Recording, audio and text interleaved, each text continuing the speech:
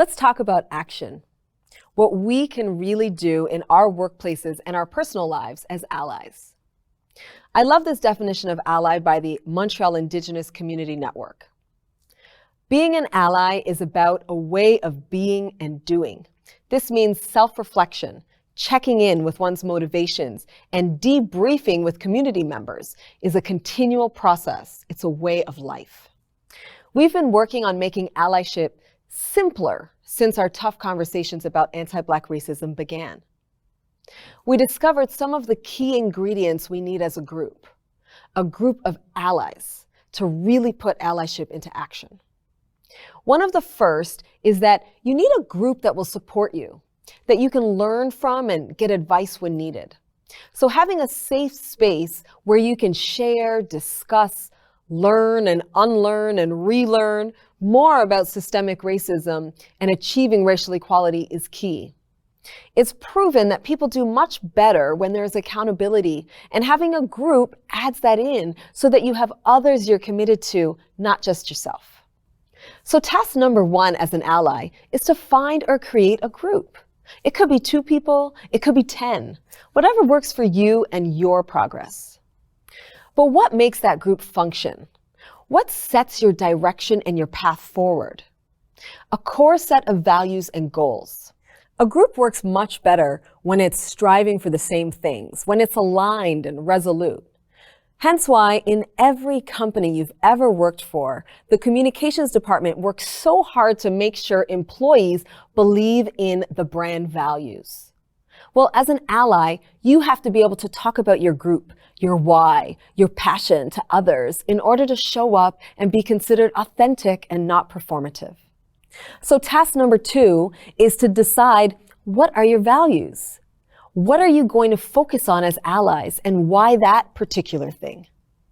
Another key ingredient to active allyship has been getting out into the community, building relationships and bonds with people that don't look like you, so that you truly understand how much more in common you have with them than differences. Being exposed to other lifestyles, realities, and cultures opens your own thoughts around the variety of ways to live and thrive and be happy. And it simplifies things that really matter about people, their core values and their belief in humanity. So task number 3 is to find places, your local community center, your grocery store, your kids' school or nearby park or local workspace where a variety of Black folks hang out. Decide where you can put relationship building into action. Every conversation I have with our ally group leads me to new learning, a more in-depth understanding of others. And this dedication to each other helps us show better appreciation for the people we don't know, that we want to get to know.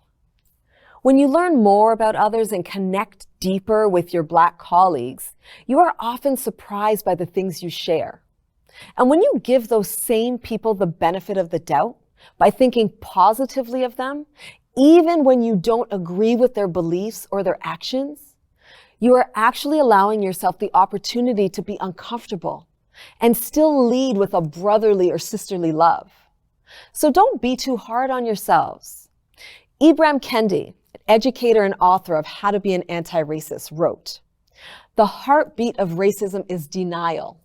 And really, the heartbeat of anti-racism is confession, is the recognition that to grow up in this society is to literally at some point in our lives probably internalize ideas that are racist, ideas that suggest certain racial groups are better or worse than others. If you are here as an ally, you have already confessed your bias, and that alone is powerful. When we began, I touched on the idea that this work is a lifelong journey, and little steps will get us there. There's no need to overwhelm yourself or feel guilty of not knowing enough yet. Think of another area of study that you were interested in learning. Once you got the basics, you realized that you wanted and needed more, and that you were missing so much more. Well, that's the journey of an ally.